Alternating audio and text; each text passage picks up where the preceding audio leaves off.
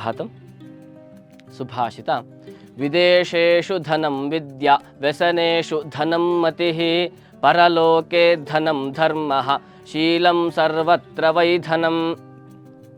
ಅರ್ಥ: ವಿದೇಶೇಷು, ನಮ್ಮ ಜಾಗವನ್ನು ಬಿಟ್ಟು ಬೇರೆ ಯಾವ ಪ್ರದೇಶಕ್ಕೆ ಹೋದರೂ ಕೂಡ, ಯಾವ ದೇಶಗಳಿಗೂ ಹೋದರೂ ಕೂಡ ಅಲ್ಲಿ ನಮ್ಮ ಜೊತೆಗೆ ನಮಗೆ ಧನವಾಗಿ ನಮ್ಮ ಜೊತೆಯಾಗಿರ್ತಕ್ಕಂಥದ್ದು ಯಾವುದು ಅಂತಂದರೆ ಅದು ವಿದ್ಯಾ, ನಾಲೆಡ್ಜ್ ಅನ್ನುವಂಥದ್ದು ನಮ್ಮಲ್ಲಿದೆ ಅಂತಂದರೆ ಯಾವ ಪ್ರದೇಶಕ್ಕಾದರೂ ಕೂಡ ನಾವು ಹೋಗಿ ಬದುಕಬಹುದು.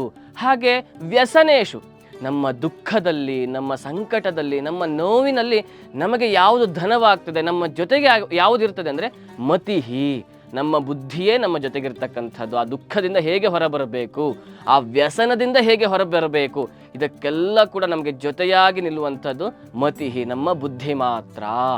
ಹಾಗೆ ಪರಲೋಕೆ, ನಮ್ಮ ಮರಣಾನಂತರ, ನಮ್ಮ ಕಾಲಾನಂತರ ನಮ್ಮ ಜೊತೆಗೆ ಬರುವಂಥದ್ದು ಯಾವುದು? ಈ ದೇಹನ, ನಾವು ದುಡಿದಿರ್ತಕ್ಕಂತಹ ಹಣವ, ಅಥವಾ ನಮ್ಮ ರಿಲೇಟಿವ್ಸ, ಬಂಧು ಬಾಂಧವರ, ಯಾವುದೂ ಅಲ್ಲ. ನಾವು ಪರಲೋಕಕ್ಕೆ ಹೋದಾಗ ನಮ್ಮ ಮರಣಾನಂತರ ನಮ್ಮ ಜೊತೆಗೆ ಬರ್ತಕ್ಕಂಥದ್ದು ಧರ್ಮ. ಅಲ್ಲಿ ನಮಗೆ ಹಣ ಅಂತಂದರೆ ಯಾವುದು? ನಾವು ಮಾಡಿರ್ತಕ್ಕಂತಹ ಪುಣ್ಯವೋ ಪಾಪವೋ ಅದು ಮಾತ್ರ, ಮತ್ತಿನ್ಯಾವುದು ಕೂಡ ನಮ್ಮ ಜೊತೆಗೆ ಬರೋದಿಲ್ಲ.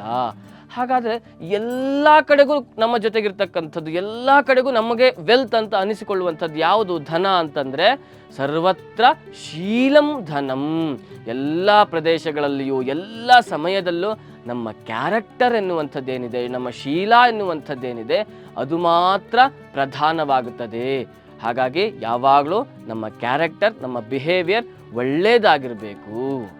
ಧನ್ಯವಾದ.